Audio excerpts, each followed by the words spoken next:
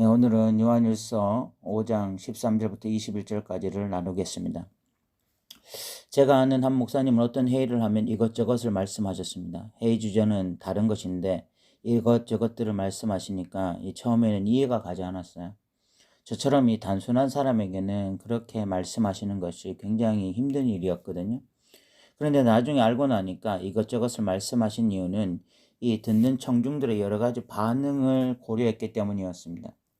그분은 워낙 설득력이 탁월한 분이셨는데 그런 설득력은 이 상대방에 대한 저런 깊은 고려와 고민에서 나오는구나 그런 생각이 들었습니다. 그런데 이 요한은 돌려서 말하는 것을 잘 하지 못하는 사람입니다. 요한의 메시지는 분명하죠. 듣는 순간 무엇을 말하는지 바로 알 수가 있습니다. 여러분들이 요한일서를 다시 한번 읽어보시면 대부분의 메시지는 너무나 명확하고 분명하게 바로 이해할 수 있을 것입니다. 재해석이 필요 없을 정도입니다. 그러므로 우리는 요한일서를 볼 때에 해석에 고민하기보다는 이 말씀을 어떻게 우리의 삶에 적용하며 살아야 할지를 고민해야 할 것입니다. 이제 본문으로 가보겠습니다. 13절을 읽어보겠습니다. 내가 하나님의 아들의 이름을 믿는 너희에게 이것을 쓰는 것은 너희로 하여금 너희에게 영생이 있음을 알게 하려 함이라 라고 말씀하고 있습니다. 요한은 요한일서를 쓴 이유를 말하고 있습니다. 요한일서를 쓴 이유는 너희로 하여금 영생이 있음을 알게 하려 함이라 라고 말씀하고 있어요. 이 말씀은 다른 말로 너희가 참 구원을 얻은 자다 이런 말씀을 하고 있는 것이죠. 제 1995년도 정도에 교회 안에 이 구원파가 들어와서 사람들에게 구원을 받았느냐 이렇게 질문하고 그 사람들이 뭐 쉽게 구원받았다 대답하지 못하거나 또 뭐 몇 월 며칠 날 구원받지 못했다 이런 이야기를 하면 당신은 구원받지 못한 것이다 라고 이야기하면서 복음을 다시 전하곤 했습니다. 그때 가장 중요한 것이 우리가 어떻게 구원을 받느냐 그리고 구원을 받았느냐 안 받았느냐 이런 것이 굉장히 중요한 이슈가 이 교회 안에 되었던 적이 있습니다. 이와 마찬가지로 그 당시 거짓 교사들의 가르침이 난무하면서 성도들이 굉장히 그 메시지에 흔들렸습니다. 그런데 요한은 너희가 받은 그 진리가 진짜이고 이 거짓 교사들의 가르침은 가짜다라고 말을 하고 있는 거죠. 14절 15절은 기도로 얻은 이 확신에 대해서 이야기를 하고 있습니다. 그를 향하여 우리가 가진 바 담대함이 이것이니 그의 뜻대로 무엇을 구하면 들으심이라 우리가 무엇이든지 구하는 바를 들으시는 줄을 안즉 우리가 그에게 구한 그것을 얻은 줄을 또한 아느니라 라고 말씀하고 있습니다. 기도 응답에 대해서 성도들이 얼마나 관심이 많은지는 기독교 서점에 가보면 금방 알 수가 있어요. 기독교 서점에 가보면 뭐 기도하는 법부터 시작해서 이 기도 응답에 대한 내용까지 다양한 기도에 대한 책들이 나와 있습니다. 특히 이 기도 응답에 대한 책들이 많은 것을 봐서는 성도들이 어떻게 기도하면 응답 받을 수 있을까 그 고민을 하고 있다는 것을 알게 해주죠. 그런데 그런 성도들에게 15절은 이 눈이 번쩍 뜨이게 하는 구절이죠. 15절을 보면 우리가 무엇이든지 구하는 바를 들으시는 줄을 안즉 우리가 그에게 구한 그것을 얻은 줄을 또한 아느니라 라고 이야기하고 있습니다. 무엇이든지 구하면 받게 될 것이다. 이런 이야기니까 뭐 눈이 번쩍 뜨이는 이야기죠. 지금 이 본문에서 말하고자 하는 것은 기도 응답의 비밀을 말하려고 하는 것이 아니라 이 기도 응답이라는 것이 결국은 우리가 하나님의 백성이기 때문에 주어진 혜택이다. 하나님의 자녀다 너희가. 그렇기 때문에 기도 응답이 되는 것이다. 이런 것에 초점을 맞춘 것입니다.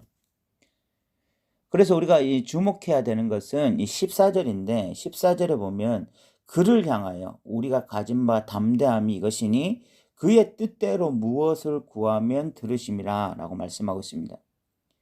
중요한 것이 기도할 때 중요한 것이 무엇이냐면 그의 뜻대로 무엇을 구하면 들으신다는 것입니다. 중요한 것은 기도 응답의 비법이 아니라 하나님의 뜻이 중요하다는 거죠. 여러분 이것은 뭐 상식적인 수준에서 충분히 이해가 가능합니다. 여러분 자녀가 어머니에게 식사 시간이 되어서 좀 어머니 밥 주세요라고 요구를 한다면 그거 거절할 어머니가 어디 있습니까? 자녀가 학교 시간에 필요한 학용품을 사달라고 어머니에게 요구를 하면 그거 거절할 어머니가 어디 있어요? 그것은 다 부모의 마음과 일치하는 것이기 때문에 당연히 부모는 그 요구를 들어줄 것입니다. 그런데 자녀가 도박을 좀 하기 위해서 돈을 달라고 부모에게 돈을 요구하며 그거 들어줄 부모가 어디 있습니까? 마약을 사려고 좀 돈이 필요한데 좀 돈을 달라고 요구하면 그거 들어줄 부모가 어디 있겠어요? 그 자녀가 뭐 무릎을 꿇고 요구하든 소리를 지르며 요구하든 뭐 새벽에 요구하든 저녁에 요구하든 40일 금식 기도하면서 요구하든 뭐 자녀를 망치는 요구는 부모가 들어줄 수 없습니다. 결국 부모는 자녀들에게 유익이 되는 것, 부모의 뜻에 합한 요구를 들어주는 것입니다. 이것이 기도의 ABCD입니다. 그런데 기도의 기초도 모르고 뭐 통성으로 기도하면 응답받는다, 새벽에 기도하면 응답받는다, 그런 식으로 기도 비법을 말하는 것은 기도의 ABCD도 모르는 무식한 이야기죠. 그런데 지금 본문에서 진짜 중요한 것은 왜 하나님이 성도들이 이 하나님의 뜻대로 기도할 때 응답하시는가? 이 성도들이 하나님의 자녀이기 때문에 그렇다는 것이죠. 하나님께 속한 자들이기 때문에 그렇다. 13절에서는 이 구원의 확신을 이야기했다면 14절 15절에서는 너희가 기도 응답을 받는 이유가 바로 하나님의 자녀이기 때문이다. 그 이야기를 하고 싶은 거예요. 그리고 16절 17절은 이 논란이 굉장히 많은 구절입니다. 읽어보면 누구든지 형제가 사망에 이르지 아니하는 죄 범하는 것을 보거든 구하라. 그리하면 사망에 이르지 아니하는 범죄자들을 위하여 그에게 생명을 주시리라. 사망에 이르는 죄가 있으니 이에 관하여 나는 구하려 하지 않노라. 모든 불의가 제로돼 사망에 이르지 아니하는 죄도 있도다 라고 말씀하고 있습니다. 여기 사망에 이르는 죄가 있고 사망에 이르지 아니하는 죄가 있다고 말씀합니다.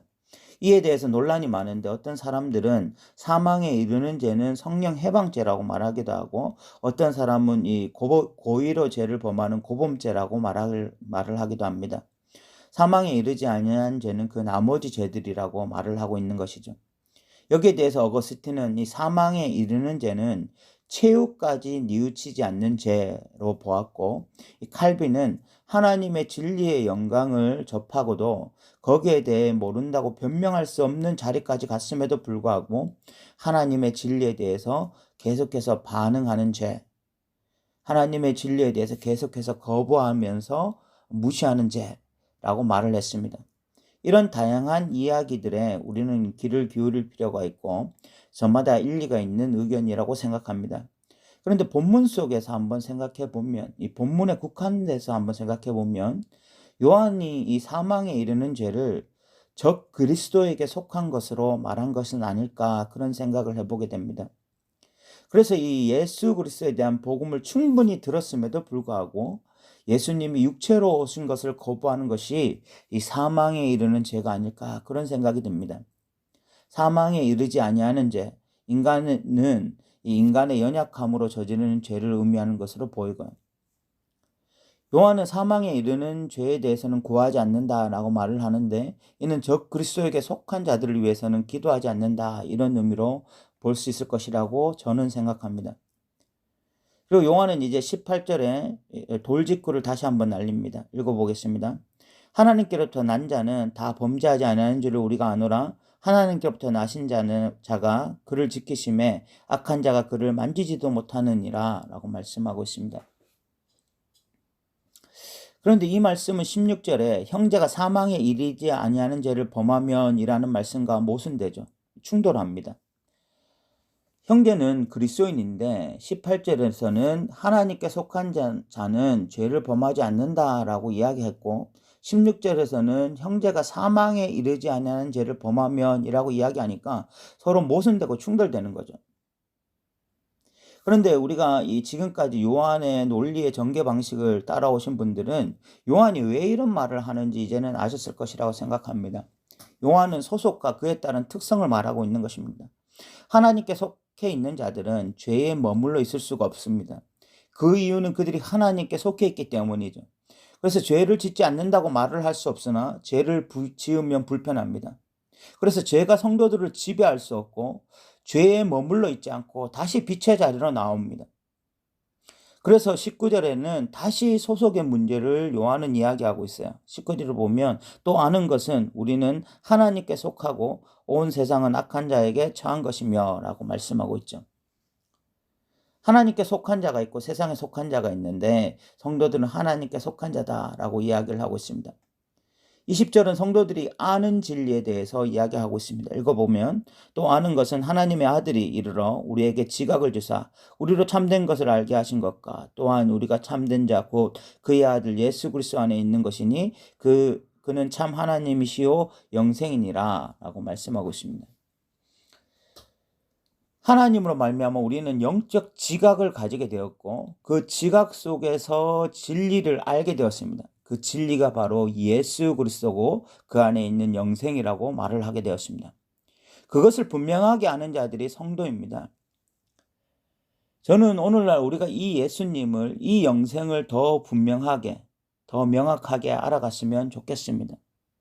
우리도 하나님이 주신 이 지각을 사용해서 성경 말씀의 이 연구를 통해서 또 성경 묵상을 통해서 성경을 또 읽어가면서 그렇게 예수에 대한 지식이 더 풍성해졌으면 좋겠어요. 그래서 예수님이 주시는 영생, 생명 이것으로 넘쳐나는 자들이 되었으면 좋겠습니다. 21절에서는 이 우상에게서 멀리하라는 겉면으로 이 요한일서가 마치고 있죠. 요한일서는 분명 이 편지 형식이 아니에요. 서두에 수신자, 발신자, 안부인사가 없고 지금 결말도 끝인사 없이 그냥 마치고 있기 때문이죠. 그러나 내용을 살펴보면 분명 수신자가 있고 발신자가 있고 편지에 적합한 내용들이 있기 때문에 우리는 서신서로 봐야 할 것입니다. 우리는 지금까지 이 요한일서를 좀 살펴보았습니다. 여러분들은 요한일서를 어떻게 읽으셨나요? 저는 개인적으로 메시지가 선명해서 너무 좋았고 그 선명한 메시지가 그리스도인들이 누구인지 잘 보여주는 것 같아서 더더욱 좋았습니다. 요한은 주일날 성경책 들고 교회 가고 예배하고 봉사하면 그리스도인이라고 말하지 않았습니다. 요한 1서에서 그리스도인들은 그 무엇보다 하나님께 속한 자들입니다. 그래서 무엇보다 예수 그리스도를 믿는 자입니다. 그런데 여기서 믿는다라는 것은 어떤 교리에 대한 동의가 아니라 전인격적인 수용입니다. 그래서 예수님 때문에 내 삶의 지각 변동이 일어나고 삶의 가치관이 바뀌고 방향성이 바뀌는 것을 의미합니다. 그리고 그 예수로 인해서 타인을 사랑하게 되는 것. 이기적인 나라고 하는 존재가 타인을 사랑하게 되는 것. 이것이 진정한 그리스도인이라고 말을 하고 또한 계명을 지켜나가는 것이라고 말을 합니다. 저는 유사 그리스도인이라는 책을 충격을 받으면서 읽었습니다. 유사 그리스도인의 원제목은 거의 그리스도인이 될 뻔한 사람들이라는 제목입니다. 그 책에 보면 우리가 세세하게 생각하지 않은 부분까지 세밀하게 다루면서 이 유사 그리스도인과 진짜 그리스도인을 구분합니다. 매튜 미드 목사님은 왜 그렇게까지 했을까요? 왜 그렇게까지 세밀하게 고민했을까요? 그 이유는 성도들로 하여금 죄책감을 주고 마음에 불편을 주고자 그렇게 한 것이 아니라 모든 성도들이 예수님 오셨을 때에 짝퉁이 아니라 진짜라고 인정받게 하기 위해서 그런 고민을 하고 그런 책을 쓰신 것이죠. 오늘 요한일서가 우리에게 우리의 신앙을 돌아보게 만드는 책이 되었으면 좋겠고, 그래서 예수님이 우리에게 다시 오셨을 때에 우리가 진정 성도를 사랑하고 하나님께 속해 있고 그래서 성도를 사랑하고 그래서 계명을 지켜나가고 이런 참 그리스도인 다움을 유지하고 있다가 주님을 만나서 짝퉁이 아니라 진짜라고 인정받게 되어지는 그런 그리스도인들이 되기를 소망합니다. 지금까지 요한일서를 들어주셔서 감사합니다.